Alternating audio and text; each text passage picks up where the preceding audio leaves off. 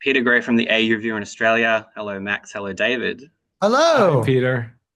I just want to quickly first say how much Will and Grace meant to me as a teenager, trying to figure a lot of stuff out. It made me feel seen and understood. And now, as a grown man with the confidence of someone that has hair, it's awesome to see this show, and it just like embraces what it is to be sort of unapologetically gay. It's just incredible. So I just want to say thank you first of all. Thank you for It's thank. really nice. It's really nice to hear. Thank you. Obviously, going off the success of Will and Grace and going into a show like this, like, is there an approach for both of you in, I guess, seeing this as a natural revolution as well as a departure, sort of like balancing that familiarity with the unexplored, so to speak?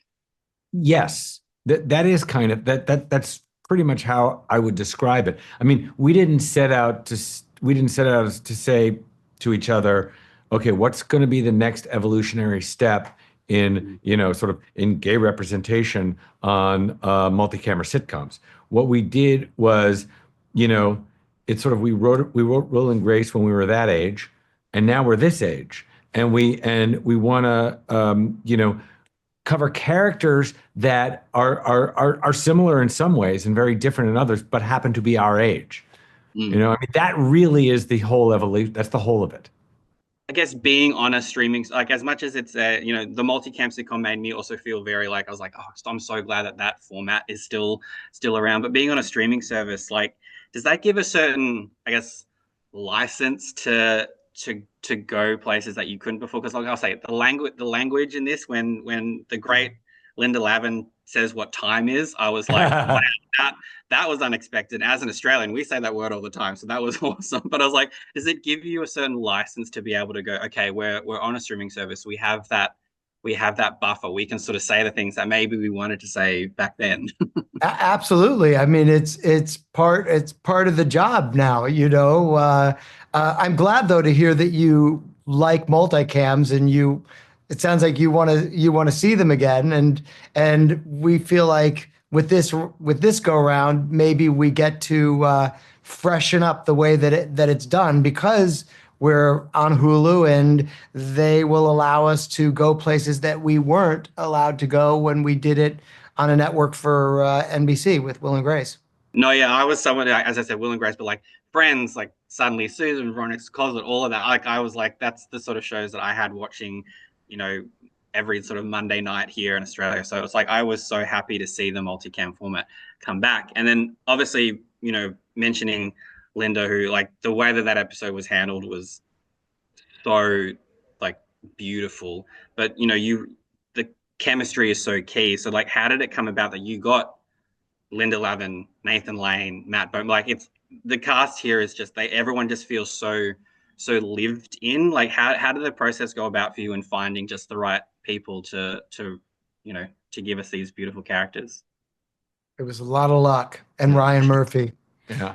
Um, I mean, Yeah, we wrote it. We had Nathan Lane in mind, and it was his voice in our heads when we were writing the character of Bunny Schneiderman. But we had no idea whether or not we'd be able to get him.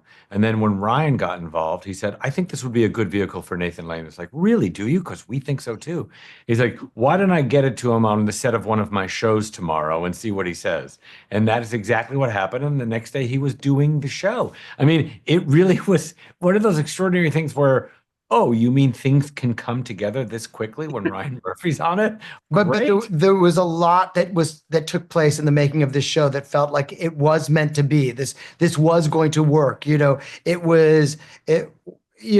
Writing is always not difficult, but it was fun for us to write this, and then to hand it over to Ryan and have Nathan get on board, and then Matt Bomer come on board, and then to be lucky enough to find Nathan Lee Graham and the great Linda Lavin. It felt like it was all meant to be, and that was bigger than us. That had nothing to do with us. We wrote this script, and the right people responded to it. I think you can tell that it was a lot of fun to write because as I was watching it, I was like writing down specific lines that just hit me in a way that I wasn't expecting. So I know I just have to say the way Matt Bomer delivers, it's shove it in, isn't it? That was just like so perfect. And then you have, like, the fact that that's kind of like a nice little play on like the visual gag. So as I said, I couldn't be happier that a show like this exists in this time. It's the kind of show that we need to have to show that, like this kind of comedy can still matters. We see that television feels like it's becoming these sort of like mini cinema, and this is just a way to bring us back to the way television used to be. And it, as I said, like it just meant so much to me. So thank you so much for creating the show. And I'm hoping we get a season 2 because I need more of these people. You're very kind. It is very gratifying hearing you say all this. Thank you so much for saying so. You're very generous. Tell your neighbors. I will. Don't worry. I'll be Okay. shouting it from the rooftops. But no, thank you so much for taking the time out. I can't thank you enough. Cheers. Thank you.